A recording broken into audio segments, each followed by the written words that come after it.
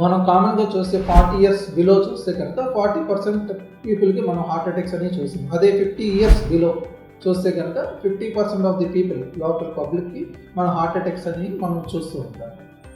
So మనం heart attack అనేది ఇందాక చెప్పినట్టు ఎప్పుడైతే దాని ఓన్ మజిల్కి బ్లడ్ సప్లై ఆగి సో అక్కడ బ్లడ్ సప్లై జరగక అక్కడ టిష్యూ డ్యామేజ్ అవుతుందో అది మనం హార్ట్ అటాక్ అని చెప్తాం. కానీ హార్ట్ ఫెయిల్యూర్ అనేది వన్ ఆఫ్ ది ఎంటిటీ, అంటే హార్ట్ అటాక్ వచ్చి పంపింగ్ అనేది ఎప్పుడైతే మనకు ఫెయిల్ అవుతుందో సో నార్మల్ కెపాసిటీ హార్ట్కి వచ్చేసరికి 60 to 70% అని చెప్తాము.